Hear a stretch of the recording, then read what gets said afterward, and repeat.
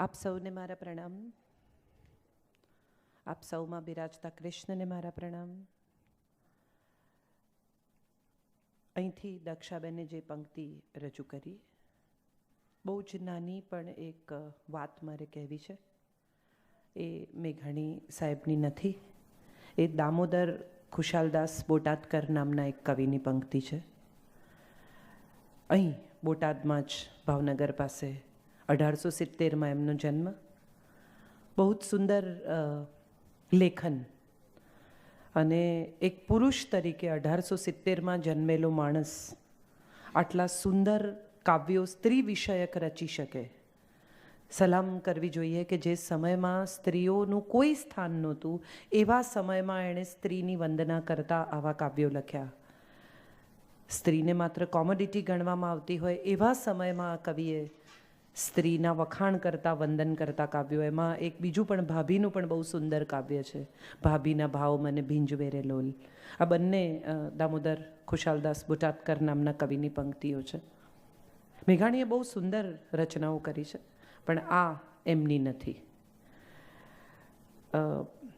બીજી એક સરસ વાત એમણે કહ્યું કે કાજલબેન આના વિશે બોલે છે ને પેલાના વિશે બોલે છે. એક દિવસ એક માણસના ઘરે મહેમાન આવવાના હતા. નાનકડું બાળક હતું ઘરમાં. તો માણસે કહ્યું કે જો બેટા એવું છે, આપણે ઘરે આજે એક મહેમાન આવવાના છે. તો બાળકે કહ્યું કે અચ્છા. તો કહ્યું કે એવું છે બેટા કે એના વિશે કંઈ બોલતો નહીં. તો એણે કહ્યું હા નહીં બોલું, મારે શું બોલવાનું. તો એણે કહ્યું કે એવું છે કે મહેમાનના નાક વિશે તારે કંઈ નહીં બોલવાનું. મહેમાન આવે, બેસે, ખાય, પીએ, જાય ત્યાં સુધી તારે એના નાક વિશે કંઈ નહીં બોલવાનું. ઓકે, યુ પ્રોમિસ મી. તો એણે કહ્યું હા, હું કંઈ નહીં બોલું. નાનકડું બાળક 3-4 વર્ષનું. મહેમાન આવ્યા, બાળકે મહેમાનને જોયા અને પહેલું રિએક્શન આપ્યું કે પપ્પા એમને તો નાક જ નથી, હું નાક વિશે શું બોલું. એટલે હું રાજકારણ વિશે નથી બોલતી,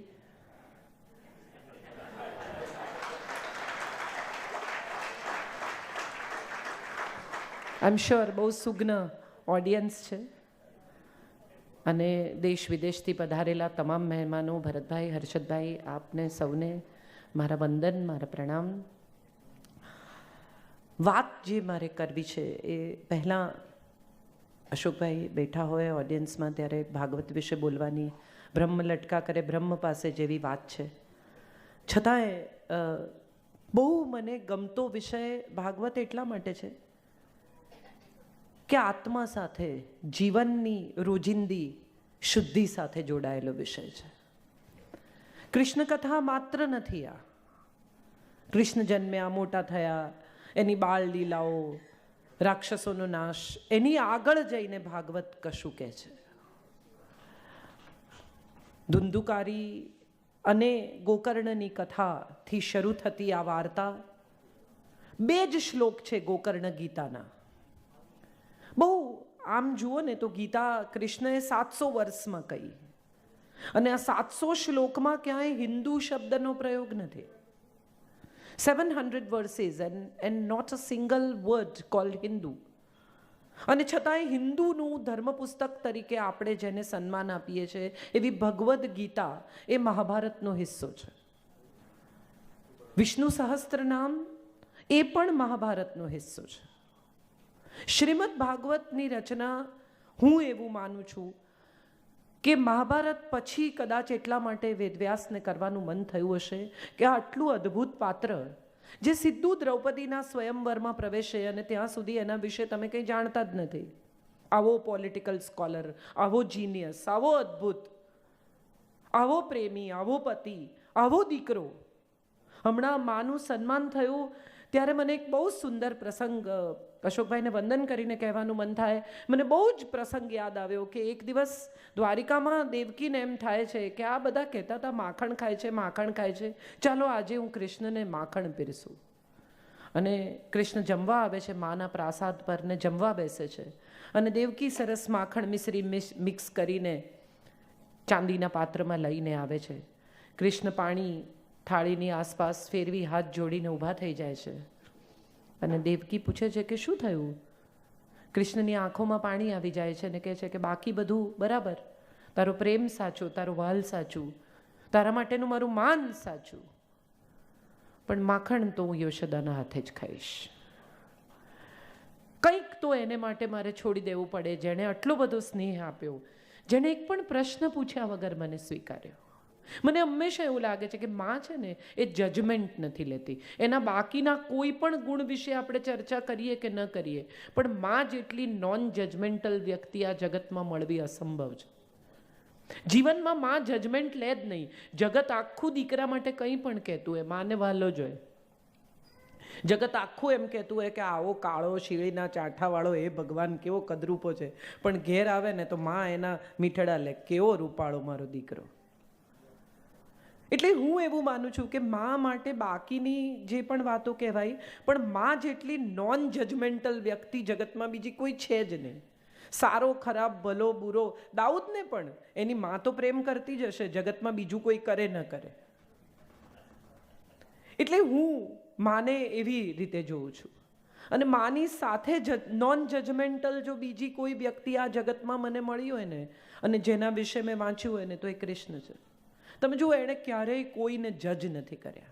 ભલા બુરા સારા ખોટા લેબલ ચોંટાડ્યા જ નથી. એણે પરમ સ્વીકાર કર્યો છે. સારાનો, ખરાબનો, ભલાનો, બુરાનો, ગંદાનો, તોછડાનો. આપણે વિચારીએ તો આપણને સમજાય કે કુબ્જા કોણ હતી? કંસની દાસી. કંસની દાસી એટલે દુર્ગુણોની દાસી, અહંકારની દાસી, ખોટી દિશામાં કામ કરનારા લોકોની દાસી. ત્રિવક્રા નામ છે એનું, કારણ કે 3 રીતે વાંકી છે. આ ત્રિવક્રા નામની સ્ત્રી શું વેચે છે? ચંદન, સુગંધ વેચે છે. ગુણ છે એની પાસે ક્યાંક કશેક. એ ગુણ એણે પોતાની અંદર પકડી રાખ્યા છે. બીજાને આ સુગંધ વેચે છે. આ સુગંધ પોતે વાપરતી નથી. કદરૂપી છે. કદરૂપી છે કારણ કે દુર્ગુણોની સાથે જોડાયેલી છે. કૃષ્ણ આવે છે, 3 જગ્યાએથી વાંકી છે. મન, બુદ્ધિ ને અહંકાર. બહુ ઇન્ટરેસ્ટિંગ આ મેટાફર જો સમજી શકાય તો બહુ બહુ ઇન્ટરેસ્ટિંગ મેટાફર છે. મન, બુદ્ધિ ને અહંકાર 3 જગ્યાએથી વાંકી છે. કદરૂપી છે એટલે દુર્ગુણોની સાથે જોડાયેલો માણસ તમે જુઓ, ગમે એટલો રૂપાળો હોય, તમને ઇવેન્ચ્યુઅલી કદરૂપો લાગે. ઘરમાં એક પુત્રવધુ લાવવાની હોય, આપણે બધા આવશે કાલે સવારે દિવ્ય ભાસ્કર જોજો, બધા એમાં મેટ્રિમોનિયલ એડ હશે, એમાં લખ્યું હશે ઊંચી પાતળી ગોરી સુશીલ સંસ્કારી. બધાને આવી જ પુત્રવધુ જોઈએ. દરેકને એમ હોય કે ગોરી જોઈએ, ઊંચી જોઈએ, પાતળી જોઈએ, સંસ્કારી જોઈએ. કોઈ એવું કહે છે કે સેન્સ ઓફ હ્યુમર સારી હોવી જોઈએ, બાકી કંઈ હોય ના હોય બધું ચાલશે. હસી શકવી જોઈએ છોકરી ઘરના બધાની સાથે. આવું આપણે વિચારતા નથી. આપણે રૂપમાં પડી ગયા છીએ. સુંદર. કૃષ્ણને કાળો કેમ કયો? એવો વિચાર ક્યારેય આપણે કરીએ તો સમજાય કે આ મેટાફર કાળાશનું એ શેને માટે છે? શ્યામ વર્ણ શું કામ કયો? કેટલી સુંદર કવિતા દયારામની, કે કશું કાળું મને ગમે નહીં, શ્યામ રંગ સમીપે ન જાઉં. બધું કાળું નકામ. જાંબુ ન ખાવાને, રીંગણા વંત્યાક ન ખાવાને, કાગડાની હવે કાગવાણીને હવે હું શુભ નહીં માનું. બધા નક્કામાં કાળા, મારે જોઈએ જ નહીં કોઈ. તો કાળો કેમ કયો? કારણ કે સૌંદર્ય એનું એના ચહેરા પર, એની ત્વચામાં નથી, એની ભીતર છે. કૃષ્ણ બહુ મોટું મેટાફર છે ભીતરના સૌંદર્યનું. જેમ તમે ઓળખતા જાઓ એમ પ્રેમ કરતા જાઓ, જેમ તમે જાણતા જાઓ એમ એના તરફ આકર્ષાતા જાઓ. એટલે આ કુબ્જા ત્રિવક્રા જે છે એ કૃષ્ણને નમે છે. કંસના મહેલમાં પધાર્યા છે કૃષ્ણ અને એને નમે છે. કૃષ્ણ હડપચીથી એને પકડે છે, એના પગ ઉપર પગ મૂકે છે અને એક ઝટકો મારે છે અને સીધી કરી નાખે છે. હડપચીથી કેમ પકડે છે? બીજે ક્યાંયથી પણ પકડી શક્યા હોત. તમે ક્યારેય પણ અહંકાર કરતા માણસને જુઓ ને તો તમને સમજાય કે અહીંયાથી ઊંચું થાય. પહેલું શું ઊંચું થાય? તમારી હડપચી ઊંચી થાય. એ પકડીને ઝટકો મારે છે, અહંકાર તોડી નાખે છે. અહંકાર છોડ તો કૃષ્ણને નમી શકીશ. કૃષ્ણની પૂજાની પહેલી શરત એ છે કે અહંકાર છોડી દે. ભાગવત આ શીખવે છે. કૃષ્ણ બહુ પોઝેસિવ ભગવાન છે. તમારા ટેકા ધીમે ધીમે ધીમે ધીમે એવા ખસેડતા જાય કે તમારે એને ઝૂક્યા સિવાય રસ્તો જ નથી. નરસિંહની પત્ની મરી જાય, એનો દીકરો ગુજરી જાય, એની દીકરી પણ ગુજરી જાય, ઇવેન્ચ્યુઅલી એકલો પડી જાય. સૂરદાસની આંખો લઈ લે, રસખાન પાસેથી મિત્રો છીનવી લે, ચાંદ બીબી પાસેથી પરિવાર છીનવી લે, મીરા પાસેથી મહેલ છીનવી લે, બધું જાય. રહે શું? કૃષ્ણ ભક્તિ, કૃષ્ણ પૂજા, કૃષ્ણ પ્રેમ. આપણે બધા 4 ફેરા, 4 પુરુષાર્થ જાણીએ છીએ: ધર્મ, અર્થ, કામ, મોક્ષ. 5મો પુરુષાર્થ એ પ્રેમ છે, જે પણ ભાગવત શીખવે છે. ધર્મ, અર્થ, કામ, મોક્ષ નહીં આવડે તો પણ જો પ્રેમ કરતા આવડશે તો બાકીના 4 પુરુષાર્થ આવડી જશે. એ ભાગવત શીખવે છે. બહુ બહુ રસપ્રદ ગ્રંથ છે ભાગવત, એટલા માટે કારણ કે આત્મગ્રંથ છે. આ માત્ર કથાઓ નથી, આ માત્ર વાર્તાઓ નથી. એમાંથી નીકળતા બધા જ મોરલ રસપ્રદ છે. એમાંથી નીકળતી દરેક વાત રસપ્રદ છે. જિંદગી વિશે કંઈ ને કંઈ શીખવે છે. હમણાં મને ઉપર પૂછતા હતા કે ભગવદ્ ગીતા યુવાનોને કેમ શીખવી શકાય, અથવા શીખવે તો એમને શું એમાંથી આપી શકાય. મને હંમેશા એવું લાગ્યું છે કે આપણું અધ્યાત્મ, our spirituality has so much to give. The only problem is we have never learnt it, we have never gone deeper into it. Hindustan કદીએ પોતાના અધ્યાત્મમાં ઊંડું ઉતર્યું જ નહીં. એ લોકોને બીજે બધે બહુ રસ પડ્યો, વિજ્ઞાનમાં. પુષ્કર વિમાનની કથા છે એટલે કંઈક તો ઉડતું હશે, આઈ એમ શ્યોર. એ શું હશે ખબર નથી, પણ કંઈક તો એવું વાહન હશે કે જે ઉડીને આવ્યું. એટલે રાવણ પાસે એવું કોઈક સાયન્ટિફિક ઇન્સ્ટ્રુમેન્ટ હતું જે ઉડતું હતું. અથવા એ સિવાયની કથાઓ કરીએ તો કુંતીને આશીર્વાદ આપે છે દુર્વાસા. દુર્વાસા પણ બહુ રસપ્રદ પાત્ર આવે છે ભાગવતમાં. કોણ છે આ દુર્વાસા? ક્રોધી છે, શાપ આપે છે, ગુસ્સો કરે છે, બેકાર માણસ છે. આવી એક તમને એની ઇમ્પ્રેશન આવે કે હાલતા ચાલતા શાપ આપે. યાર, આવો તો કંઈ માણસ હોય? પણ આપણે સમજીએ તો સમજાય કે 3 ગુણો, રજસ, સત્વ અને તમસ. 3 ભાઈઓ, દત્તાત્રેય, ચંદ્રમા અને દુર્વાસા. આ 3 એવા ભાઈઓ કે જે 3 ગુણોમાંથી જન્મ્યા. એક રજસ, એક તમસ, એક સત્વ. બ્રહ્માનો દીકરો દત્તાત્રેય, રજસનો દીકરો ચંદ્રમા. સુંદર છે, તમે જુઓ. સાંજ પડે આમ ચાંદની રેલાએ તો રોમેન્ટિક કરી નાખે. રજસ છે, સ્પષ્ટ રીતે રજસ. એમાં બીજો કોઈ તત્વ તમને જડે જ નહીં. અને છેલ્લું તમસ છે, ક્રોધ. ગમે તેટલો જ્ઞાની, ગમે તેટલો ઇન્ટેલિજન્ટ, ગમે તેટલો અદ્ભુત વ્યક્તિ, પણ અંતે ક્રોધી. સ્વયં પર જેનું નિયંત્રણ નથી એનું ક્યાંય પણ નિયંત્રણ નથી. નારદને શાપ આપે છે કે તું ક્યાંય ટકીને નહીં રહે, જા, તારે બધેથી નીકળી જ જવું પડશે. તું જ્યાં જઈશ ને ત્યાંથી તારે રખડ્યા જ કરવું પડશે. એક જ જગ્યાએ નારદ ટકીને રહી શકે છે. ક્યાં? દ્વારિકામાં. કેમ? કારણ કે દ્વારિકામાં ક્યાંય પણ કોઈ પણ જગ્યાએ તમસ નથી, ફક્ત સત્વ છે. અહંકાર સત્વનો પણ હોય છે, શુદ્ધિનો પણ અહંકાર હોય. આપણે કેટલા બધા લોકોને એવા નથી ઓળખતા કે જે તમને પોતાની સેવા વિશે કથા કરે. હું અહીંયા જાઉં છું, હું અહીંયા જાઉં છું, હું આ કરું છું, હું આને સેવા કરું છું, હું પેલાને આટલા મેં દાન કર્યું, અહીંયા તકતી લગાવીને અહીંયા તકતી. આ સત્વનો અહંકાર છે. તમે શું આપ્યું છે એ જો તમારે કહેવું પડે તો હું માનું છું એ અહંકાર જ છે. રજસનો પણ અહંકાર આપણે જોયો જ છે. મને બહુ હસવું આવે. બહુ ઇન્ટરેસ્ટિંગ હોય છે અશોકભાઈ. લોકો આપની સાથે પણ થતું હશે, પોતાને ઘેર લઈ જાય, ઘર બતાવે. મારે કેમ જોવું પડે તમારું ઘર? Why should I look at your home? આ માર્બલ અમે અહીંથી મંગાવ્યા, ના અમે અહીંયાથી કર્યું ને, આ આમ કર્યું ને. કંઈ મને શું ફરક પડે? હું આ ઘરમાં રહેવાની છું, મને ફરક નથી પડતો આ ઘરથી. તમે માણસ કેવા છો? મને ફરી આ ઘરમાં આવવાની ઈચ્છા થાય કે ન થાય એટલું જ મારે નક્કી કરવાનું છે.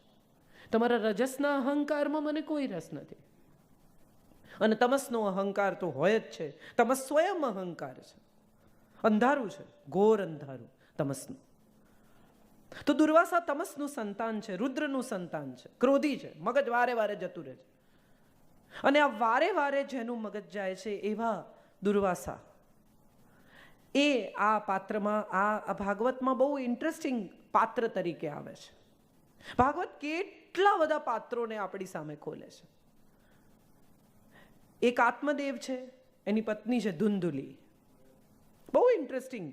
આત્મદેવ, ધુંધુલી બુદ્ધિ છે, એક આત્મા છે. એક બધું જ માને છે, એકને બધામાં શ્રદ્ધા છે ને એકને કશાયમાં શ્રદ્ધા નથી. બધું ખોટું, બેકાર. બુદ્ધિ હંમેશા તર્ક કરે, સવાલ. કેમ?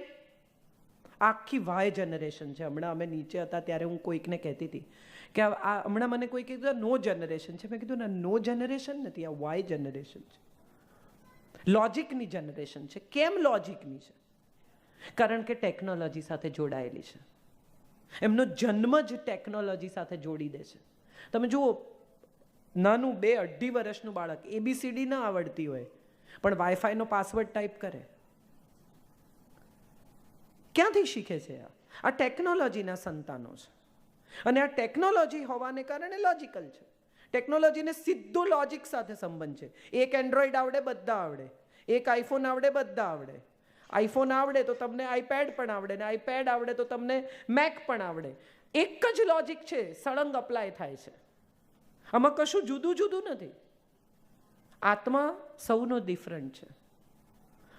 આત્મા સાથે જોડાયેલી લાગણીઓ ડિફરન્ટ છે, સ્મૃતિઓ ડિફરન્ટ છે. આટલા કરોડો અબજો લોકો જન્મે છે, એક પણ ફિંગરપ્રિન્ટ એકબીજા સાથે મળતી નથી. સાહેબ, આનાથી મોટી ટેકનોલોજી ક્યાંથી લાવશો? Where will you bring it? એક પણ ફિંગરપ્રિન્ટ એકબીજા જેવી નથી. આ તો કેવી રીતે બનતી હશે? કોણ બનાવતું હશે? કયા સાયન્સની સાથે જોડાયેલી આ કથા? કેવી રીતે આ લોજિક એક્સપ્લેન કરશો? કોણ ગોઠવે છે નારંગીમાં ફાંક? કોણ ભરે છે નારિયેળમાં પાણી? કેવી રીતે એક્સપ્લેન કરશો? બાળકના જન્મના કોન્ટ્રાક્શન શરૂ થાય અને બાળક જન્મ લે, એની વચ્ચેનો સમય વિશ્વનો કોઈ ડોક્ટર ભાંકી શકતો નથી. બાળકનો જન્મ થશે ટૂંક સમયમાં, matter ends, wait. 7 minute 3 second પછી થશે એવું કોઈ ડોક્ટર કહી શકે નહીં, ગમે તેટલો હોશિયાર ગાયનેકોલોજિસ્ટ. અને વ્યક્તિના શ્વાસ રૂંધાવાના શરૂ થાય, ઓર્ગન ફેલ થવાના શરૂ થાય, એ પછી વિશ્વનો કોઈ ફિઝિશિયન, કોઈ ન્યુરોલોજિસ્ટ, કોઈ સર્જન એમ કહી ન શકે કે હવે એની પાસે 8 કલાક 32 મિનિટ અને 6 સેકન્ડ છે. બોલાવી લો સગાવાલાને, સમય ઓછો છે. તો જન્મ ને મૃત્યુ બંને એણે પોતાના હાથમાં પકડ્યા છે. આ બેની વચ્ચેનો સમય આપણને આપ્યો છે, એને આપણે જિંદગી કહીએ છીએ. અંત પણ આપણને ખબર નથી, આદિ પણ આપણને ખબર નથી. ક્યાંથી આવ્યા ખબર નથી, ક્યાં જવાના ખબર નથી, ક્યાં રહેવાના છીએ ખબર છે. અને જ્યાં રહેવાના છીએ એની સાથે જોડાયેલી વિશુદ્ધિની, આત્મજ્ઞાનની, બુદ્ધિની કથા એટલે ભાગવત. આવું હું સમજું છું. મને બહુ ખબર નથી, પણ this is what I have understood. અશોકભાઈ સ્વયં બેઠા હોય ત્યારે જે કહી રહી છું એ પ્લીઝ ક્યાંય પણ મારી ભૂલ હોય તો મને માફ કરજો, કારણ કે હું અધિકારી નથી એ વિશે બોલવાની. પણ આ મારું વાંચન જે મને કહી રહ્યું છે તે આ છે. તો કૃષ્ણ ત્રિવક્રાને ઝટકો મારીને એને સીધી કરે છે, એને સુંદર કરી નાખે છે. હવે ત્રિવક્રા શું માગે છે? સુંદર થઈ ગઈ છે. કૃષ્ણને કહે છે મારા પ્રાસાદે આવો, મારી સાથે રાત્રિ વિતાવો. બહુ ઇન્ટરેસ્ટિંગ છે. તમે દુર્ગુણો સાથે રહ્યા હો ને તો તમને માત્ર શરીર જ સમજાય. સુગંધ સાથે રહી છે તેમ છતાં શરીર સમજે છે. સુગંધને તો શરીર જ નથી. સુગંધની માત્ર લાગણી. તમે કોઈ માણસને ફૂલ આપો ને એમાંથી સુગંધ કાઢી લો એવું શક્ય નથી. તમે ફૂલ આપો એટલે જોડે સુગંધ આપી જ દેવી પડે. તમારી પાસે કોઈ ઓપ્શન બચતું નથી. તમે કોઈ માણસને પ્રેમ કરતા હો તો એ પ્રેમ સાથે શબ્દ ન હોય પણ સંવેદના તો હોય જ. તમે એ સંવેદના કાઢીને આટલો પ્રેમ આપું ને આટલો ન આપું એવી કોઈ ઓપ્શન્સ તમને ઉપલબ્ધ નથી. તો ભાગવતમાં આ ત્રિવક્રાની કથા છે, જય વિજયની કથા છે. બીજા અનેક આખ્યાનો છે. શુકદેવની કથા છે. શિવ જ્યારે પાર્વતીને કથા કહે છે ને એક પોપટનું બચ્ચું આ સાંભળે છે અને પાર્વતી ઊંઘી જાય છે ને પોપટને એમ થાય છે કે આ વાર્તા અધૂરી રહી જશે, અમરત્વની આ કથા હું રહી જઈશ સાંભળવાનો. અને એ હોંકારો દે છે અને શિવને સમજાઈ જાય છે કે આ પત્નીનો અવાજ નથી, છતાં કથા પૂરી કરે છે. મજા ભાગવતની તમામ કથાઓની એ છે કે આ ગુડનેસની કથા છે.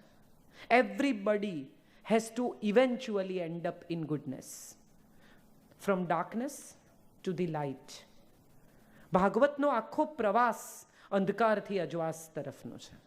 ભાગવતનો આખો પ્રવાસ અજ્ઞાનથી જ્ઞાન તરફનો છે, અસતથી સત તરફનો છે, ઇવિલથી ગુડ તરફનો છે.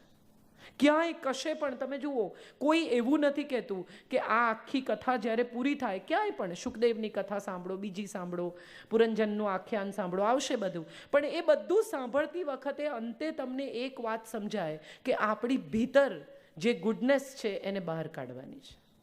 આ કથા સાંભળ્યા પછી મેં ઘણા બાપુ બી 3-3 કલાક ગળો ફાડે ને બીજા પણ લોકો બિચારા કથાઓ કે, પણ કથા પૂરી થાય એ પછીની 5મી મિનિટે મેં લોકોને જમવા માટે ઝઘડતા જોયા છે. હું પહેલાં ઊભો છું ને તું પછી ઊભો છું ને ખસ વચ્ચેથી ને. ત્યારે મને એમ થાય કે શું કામ બેસો છો 3 કલાક, એના કરતાં સારી ફિલ્મ જોઈ આવો, મજા આવશે. જો કાંઈ ઘેર ન લઈ જવાનું હોય તો એમની મહેનત એ નકામી છે. મને એવું લાગે છે કે ભાગવત સાંભળવાથી નહીં, સમજવાથી આપણી ભીતર ઉતરે છે. કશુંક અંદર સિપિન થવું જોઈએ. શ્રીમદ ભાગવત ભીતર ઉતરે તો શ્રીમદ સત્કર્મો સારાઈનો ઉદય થાય. આપણે ભગવત બનીએ, કારણ કે ભગવત સાથે જોડાઈએ. બહુ બહુ રસપ્રદ છે આ આખી એક કથા. મારે જે વાત કરવી છે એના પર આવું ત્યાં સુધીમાં મારે એ કહેવું છે કે આપણે બધા જે સમાજમાં જીવી રહ્યા છીએ એમાં બહુ બધી કુબ્જાઓ છે, બહુ બધી ત્રિવક્રાઓ છે, બહુ બધી રાધાઓ પણ છે, બહુ બધી દ્રૌપદીઓ પણ છે, અનેક કેરેક્ટર્સ આપણી આસપાસ છે. આપણી ભીતરનો કૃષ્ણ જો એ સૌને સ્વીકારે ને તો હું માનું છું કે આપણે ભાગવતની સાથે જીવી શકીએ. કૃષ્ણનો સ્વીકાર સૌથી પહેલો ને સૌથી છેલ્લો ગુણ શીખવાનો છે. બીજું બધું તો કૃષ્ણ પાસે કદાચ નહીં શીખી શકાય, પણ એનો પરમ સ્વીકાર શીખી જઈએ ને તો હું માનું છું ભાગવત સાંભળ્યું, જાણ્યું, વાંચ્યું, અનુભવ્યું એ સાર્થક છે. કોઈના વસ્ત્ર હરે છે, કોઈને વસ્ત્ર પૂરે છે, અને આ બેની વચ્ચે બેલેન્સ કરે છે. એને બરાબર ખબર છે કે કોના હરાય ને કોને પૂરાય. ક્યાંય કન્ફ્યુઝન નથી. જ્યાં સ્ત્રીનું અપમાન થઈ રહ્યું છે ત્યાં એક ક્ષણ અટકતો નથી. જ્યાં લોકો સ્ત્રીને કદરૂપી કહે છે ત્યાં સુંદર કરે છે. જ્યાં લોકો સ્ત્રીને એમ કહે છે, જેને પૂરી રાખી છે 16,000 સ્ત્રીઓને, એને છોડાવે છે એટલું જ નહીં, એ સ્ત્રીઓને સમાજમાં ફરી સ્વીકારવા માટે એમ કહે છે કે જઈને કહેજો કે તમે મારી પત્ની છો. એક નથી સચવાતી લોકોથી. 16,000 સ્ત્રીઓને રીએસ્ટાબ્લિશ કરવી, રિહેબિલિટેટ કરવી, it's not a simple thing. એમના સંતાનો હશે, એ તમામ સંતાનોને પણ એ પોતાનું નામ આપે છે. 16,108 સ્ત્રીઓ પરણ્યો એવો આક્ષેપ એના ખભે લઈને જાય છે. ફરી કદાચ મળ્યો પણ નહીં હોય આ સ્ત્રીઓને. તેમ છતાં 16,108નો પતિ છે એવું એણે સ્વીકારી લીધું. લોકો એને વિશે જે કહેતે, એણે કોઈ દિવસ ઉઠીને એમ નથી કહ્યું કે ના ના ના ના હું આ લોકોને પરણ્યો નથી, એક્સક્યુઝ મી, મારે કંઈ કહેવું છે. તમે શું કહો છો કહો, તમે શું ધારો છો ધારો, તમે શું માનો છો માનો, તમે શું વિચારો છો વિચારો. કૃષ્ણને ક્યાંય શરૂઆતથી અંત સુધીમાં તમે એક્સપ્લેન કરતા નથી જોયા. He does not explain anything to anybody. Whatever you think, please go ahead and think about me. I don't care. Because જે એક જ માણસને મારે જવાબ આપવાનો છે, જે એક જ તત્વને મારે જવાબ આપવાનો છે એ મારી ભીતર છે. મારે મારી ભીતરના ઉજાસને જવાબ આપવાનો છે. હું ચહેરાથી કાળો છું, ભીતરથી ઉજળો છું. તમારે મને ઓળખવો છે, મારી અંદર ઉતરો, મારા ચહેરાને નહીં જોતા. એ કૃષ્ણ કહે છે. તો આપણે આત્મદેવની કથા આઈ એમ શ્યોર એમણે કહી જશે અશોકભાઈએ, પણ બહુ એમાં પણ બહુ સરસ વાત છે. એક આત્મા અને એક બુદ્ધિના લગ્ન થાય છે. સામાન્ય રીતે એમ જ હોય છે. એક આત્મા અને એક બુદ્ધિ પરણે. બહુ સુંદર એક વાત અમૃતા પ્રીતમે સાહિર લુધિયાનવીને કહેલી. બહુ પ્રેમ કર્યો સાહિરજીને, પણ સાહિરજી પરણ્યા નહીં. સાહિરજી મુંબઈ જતા રહ્યા, અમૃતાજી દિલ્હીમાં રહ્યા. બહુ જ વર્ષો સુધી એમનો આ પ્રણય સંબંધ ચાલ્યો. અદ્ભુત કવિતાઓ લખાઈ બંનેની વચ્ચે. અને એક દિવસ જ્યારે ઇમરોઝ નામનો એક માણસ 8 વર્ષ નાનો અમૃતાજીને મળ્યો, એમની વચ્ચે પ્રેમ થયો. અને ઇમરોઝે પૂછ્યું કે સાહિર અને તારી વચ્ચે એક્ઝેક્ટલી પ્રોબ્લેમ શું થયો?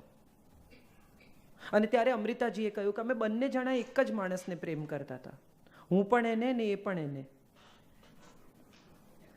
જેને સમજાશે એને ચોક્કસ સમજાશે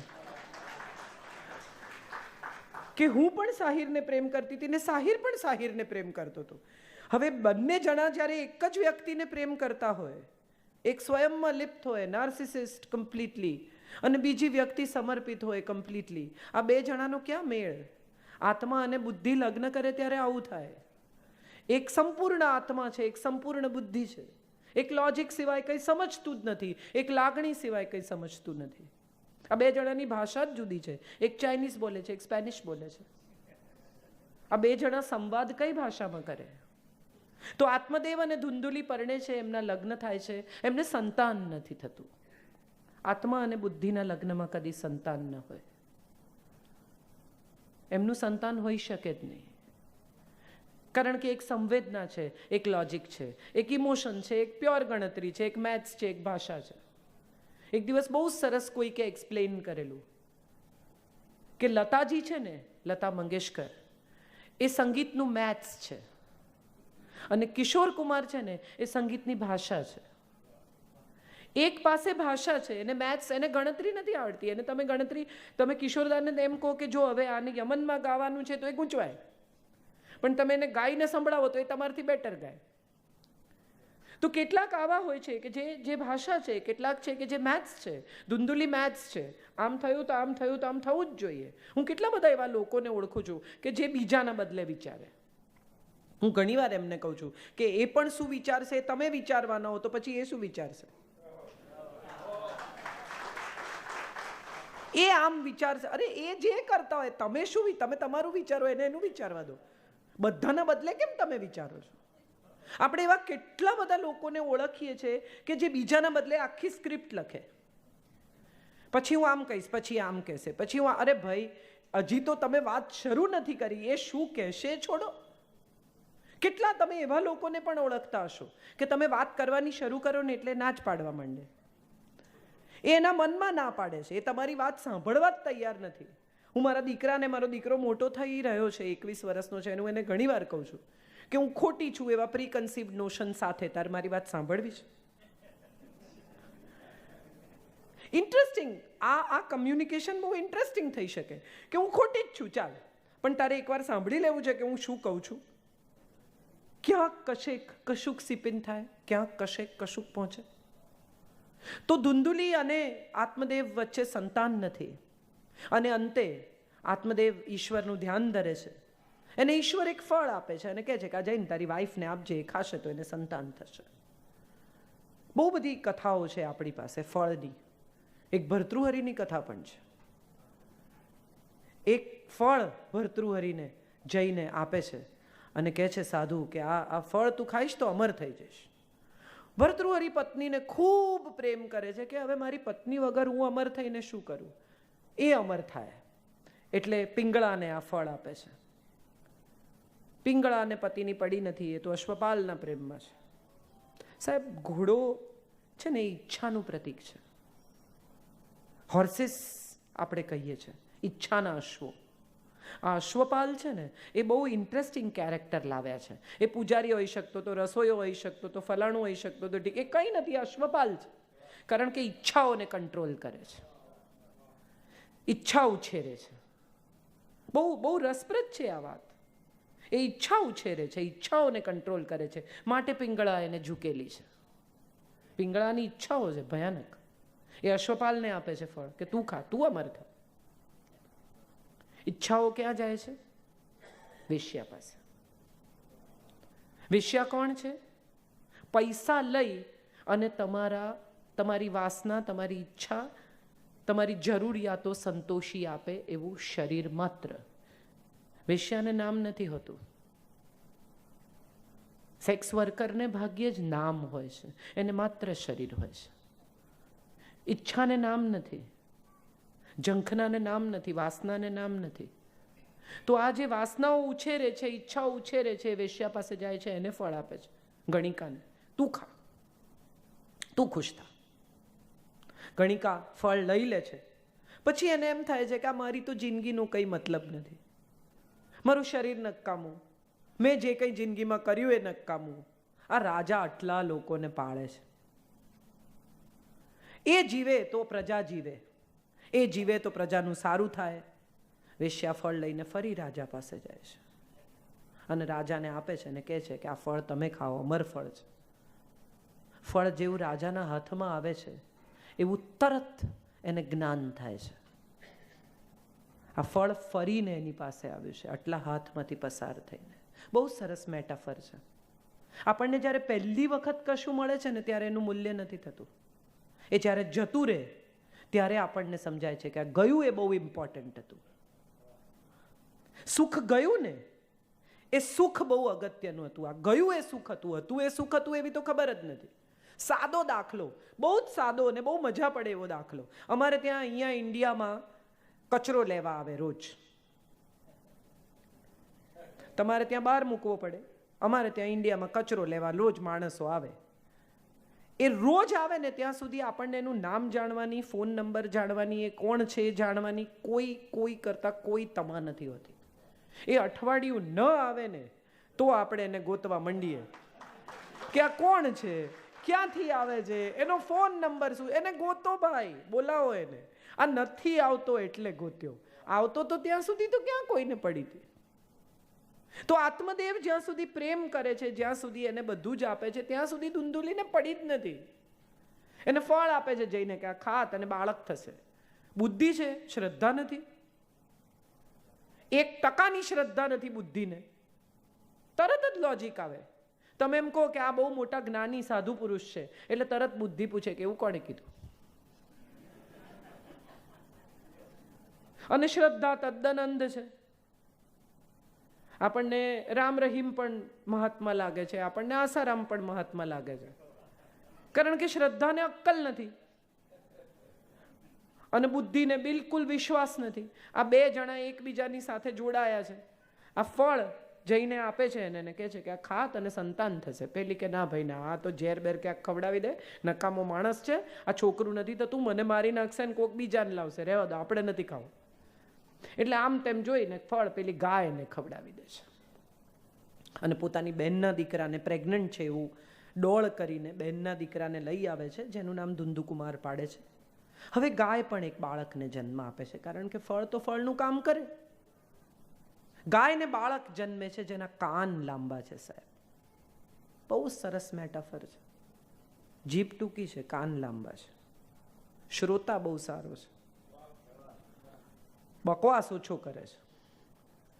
હમણાં એમણે કીધું ત્યારે હું વિચારતી હતી કે હે હું આટલું બધું બોલું છું, પણ મજાની વાત છે. મને બહુ ગમે છે ભાગવત એટલા માટે કે દરરોજ કશું શીખવાનું છે. હું જેટલી વાર ભાગવત હાથમાં લઉં ને એટલી વાર મને એમ થાય કે સમુદ્ર મંથન શું છે. તમે દાખલા તરીકે સમુદ્ર મંથનની કથા તરફ જાઓ તો તમને સમજાય શું છે સમુદ્ર મંથન. રોજ ચાલે છે આપણી ભીતર, એવરી ડે આપણી ભીતર સમુદ્ર મંથન થાય જ છે. રોજ એમાંથી કાં તો પારિજાત નીકળે છે, કાં તો લક્ષ્મી નીકળે છે, કાં તો હળાળ નીકળે છે, કાં તો અમૃત નીકળે છે, કાં તો કલ્પવૃક્ષ નીકળે છે. રોજ કશું નીકળે છે અને રોજ એને લેનારા હાજર તૈયાર ઊભા છે. હળાળ લઈ જનારા ઊભા છે. એવું નથી કે હળાળ તમને જ સોંપી દીધું કે તમે પીઓ, ના, એ લેવા પણ આવે છે. તમારો ક્રોધ, તમારો ગુસ્સો, તમારી જીભ, તમારો તિરસ્કાર લેનારા પણ છે આ જગતમાં. એ લઈને શું પાછું આપે છે એના ઉપર તમારા સંબંધોનો આધાર છે. કેટલાક લઈ લે અને અટકાવી દે ગળામાં, અને કેટલાક પીને તમારા ઉપર જ કોગળો કરે કે છી છી આ તો ઝેર છે. તમારે નક્કી કરવાનું છે કોણ છે. તો આ ધુંધુકુમાર અને ગોકર્ણ બે ભાઈઓ છે. બહુ જ રસપ્રદ કથા છે. અને ગોકર્ણ બહુ સારો ભલો માણસ છે, બહુ સરસ છોકરો છે, મા બાપની સેવા કરે છે, સારી રીતે રાખે છે. ધુંધુકુમાર એકદમ બેકાર એઝ યુઝ્યુઅલ માણસ છે. 5 વેશ્યાઓ સાથે રહે છે. સાહેબ, કોણ છે આ 5 વેશ્યાઓ? 5 ઇન્દ્રિયો છે. બુદ્ધિને કોણ લલચાવે, બુદ્ધિને કોણ જુદે રસ્તે લઈ જાય, બુદ્ધિને કોણ ગૂંચવે, બુદ્ધિને કોણ દિશાહીન કરી નાખે? આપણી ઇન્દ્રિયો. બુદ્ધિ ઉપર ખૂબ કાબુ છે આપણો. જે લોકો ઇન્ટેલિજન્ટ છે, જે લોકોને ખબર છે કે ઇન્દ્રિયોને આપણે કાબુમાં રાખવાની છે, એ ગોવિંદને નમે છે. જે ઇન્દ્રિયોને ચારે છે તે ગોવિંદ છે, જે ઇન્દ્રિયોને પાળે છે તે ગોપાલ છે. આ ગોપાલ ગોવિંદ ને જે નમે છે એને બરાબર ખબર છે. કૃષ્ણના શંખનું નામ પાંચજન્ય છે. 5 ઇન્દ્રિયોને જે એક દિશામાં લઈ જઈને ફૂંકી શકે એ જ પાંચજન્યને હેન્ડલ કરી શકે. બધાની તાકાત નથી. 5 ઇન્દ્રિયોને એક દિશામાં લઈ જઈ શકે એ પાંચજન્ય ફૂંકી શકે, હાથમાં ન ઉપાડી શકે. અને ક્યાંથી લાવે છે આ પાંચજન્ય? પાતાળમાંથી. કેમ પાતાળમાંથી લાવે છે? કારણ કે જ્યારે ગ્રેજ્યુએટ થાય છે ત્યારે સાંદીપની એને કહે છે કે મારા દીકરાને ઉપાડી ગયો છે પાંચજન્ય રાક્ષસ, લઈ આવો, આ મારી ગુરુદક્ષિણા. 21 વર્ષનો છોકરો માંડ હજી તો જીવન શીખ્યો છે. એ જાય છે, પાંચજન્ય સાથે યુદ્ધ કરે છે, સાંદીપનને આપી દીધો છે, યમને ત્યાંથી લઈ આવે છે. મૃત્યુના મુખમાંથી ગુરુના દીકરાને છોડાવીને લાવે છે. અને ગુરુ પૂછે છે કે શું આપું? મારા તમામ તપોબળથી મારે તને આશીર્વાદ આપવા છે, શું આપું? કંઈ બી માંગી શક્યો જ સાહેબ. પણ આ તો ગોવિંદ છે, ઇન્દ્રિયો પર કંટ્રોલ છે. એમ ગમે એમ બોલે નહીં, ગમે એમ માંગે નહીં. માગવું પણ બહુ ઇન્ટરેસ્ટિંગ હોય છે. મિડાસ પણ માગે છે, હું જેને અડું એ સોનાનું થઈ જાય. પહેલા પત્ની, પછી સંતાન, પછી કોળીઓ, પછી પાણી, બધું સોનું. માંગતા પણ આવડવું જોઈએ. કંઈ પણ ન માંગી શકાય. એટલે ગુરુ કહે છે કે હું શું આપું બોલ. અને ત્યારે કહે છે માતૃ હસ્તે ન ભોજન, માના હાથનું ભોજન મને જીવનભર મળે એવા મને આશીર્વાદ આપો. એટલે શું કરે માં? ગેસ કુકર લઈને ભેગી ફરે? તું જ્યાં જાય ત્યાં તને રાંધી આપે? જે સ્ત્રી રાંધે ને એ માં થઈને રાંધે. દરેક સ્ત્રીના હાથમાં મારી માના સ્વાદ ઉતરે. જે સ્ત્રી જમાડે એ માં થઈને જમાડે. તમે જુઓ, આજે 5000 વર્ષ પછી પણ એ ગુરુનું આશીર્વાદ સાચો પડે છે. એકમાત્ર ઈશ્વરનું બાળ સ્વરૂપ પૂજાય છે એ કૃષ્ણ છે. બાકી કોઈ ઈશ્વરનું બાળ સ્વરૂપ આપણે જોયું નથી. ગણપતિ અમસ્તા પેઇન્ટિંગમાં બાળ સ્વરૂપ જોયા હશે, બાકી ગણપતિનું પણ બાળ સ્વરૂપ નથી જોયું. બાળ સ્વરૂપ એક જ જોયું ને કૃષ્ણનું. એનું સૌથી મોટી મજા શું સાહેબ, કે જે લોકો પુષ્ટિમાર્ગમાં માને છે, કે જે લોકો પુષ્ટિમાર્ગ સાથે સંકળાયેલા છે, એ બધાને ખબર હશે કે લાલાને તમારે હવાર કર્ણાવતી પકડવીને ટીન ટીન કરીને 4 વાગે ઉઠાડો તો બિચારો ઉઠી જાય. શું હતું? અને કોક દાડો તમારું મગજ છટકેલું હોય અને તમે 10 વાગ્યા સુધી એનું નામ ન લો તોય પડ્યો રે કે કંઈ નહીં, આવશે, કંઈક તો કરશે મારું. કોઈ પ્રકારની માગણી નહીં, કોઈ પ્રકારના કરવઠા નહીં, કોઈ પ્રકારનું બંધન નહીં, કોઈ પ્રકારની અપેક્ષાઓ નહીં. તમે માખણ મિશ્રી કોક દાડો ધરી દો તોય બચાડો ખાઈ લે. તમે કોક દાડો સૂકો મેવો કે આજે ટાઈમ નથી, ચલો સૂકો મેવો, તો સૂકો મેવો એને કાંઈ કે આજે થાળ ધરવો જ પડે, આવો કોઈ આગ્રહ જ નથી. દુરાગ્રહો, પૂર્વગ્રહો, આગ્રહો, હઠાગ્રહો વગરનો ઈશ્વર છે. એને ક્યાંય ગ્રહો નથી. એની પાસે એક જ વાત છે, વિગ્રહ નથી. એની પાસે એક જ વાત છે અને એ છે સંવાદ, વિવાદ નથી. ન્યાસ્તિ શસ્ત્ર અયુધ્યમાન. હું શસ્ત્ર નહીં ઉપાડું અને યુદ્ધ નહીં કરું. આ માત્ર મહાભારત પૂરતું વચન નથી, જીવનભરનું વચન છે. ખાંડવ દહન કરે છે અર્જુન, કરે એ તો ખાલી રાજ ચલાવે છે. લઈ જાય તમને ત્યાં, તમે લડો, હું ન લડું. હું આમાં પડું જ નહીં તમારા પછડામાં. તમે લડી ખાઓ, તમે કરી ખાઓ, હું તમારા લફરામાં આવું જ નહીં. તમે કરો મગજમારી, હા હું લઈ જઈશ તમને. સારથી છે, કેટલો સુંદર શબ્દ, સઅર્થ. જેની પાસે અર્થ છે, જીવનનો, સંબંધનો, સ્નેહનો અને જ્ઞાનનો અર્થ છે જેની પાસે. ગીતા કહી શકે છે એવો સારથી છે. મારો ડ્રાઈવર હોય, હું નીકળું ત્યાંથી, નરુભાઈને કહું કે આપણે રાજકોટ જઈએ, અને નરુભાઈ મને એમ કે આજ હવે રાજકોટ જવા દો ને, આપણે આ બાજુ આમ સુરત બાજુ જાય. હું કહું કે રાજકોટ, એટલે એને રાજકોટ જ લઈ જવી પડે. અર્જુન એને એમ કે મધ્યમાં લઈ જઈને ઊભી રાખ. પૂછતો નથી કેમ. સારથી છે. Obey the order. You sad in between, I'll tech you there. કોઈ પણ પ્રકારના પ્રશ્નો પૂછ્યા વગર આપેલા હુકમનો અમલ કરી શકવાની નમ્રતા છે. અને જે ક્ષણે એમ કે છે કે હું નહીં લડી શકું, એ ક્ષણે રાઈઝ થઈને ગુરુ થવાની તાકાત છે. આ મજા છે સાહેબ. બંને રોલ કેટલી આરામથી નિભાવે છે. તું બરાબર કરી રહ્યો છે તો મને કંઈ પ્રોબ્લેમ નથી, તો તને લઈ જાઉં વચ્ચે, ચાલ. પણ વચ્ચે ગયા પછી જો તને એમ થવાનું હોય કે મારા ગાત્રો શિથિલ થાય છે, મારું ગળું સુકાય છે, મારું ગાંડીવ ધ્રુજે છે, તો ભાઈ જરા પ્રોબ્લેમ છે.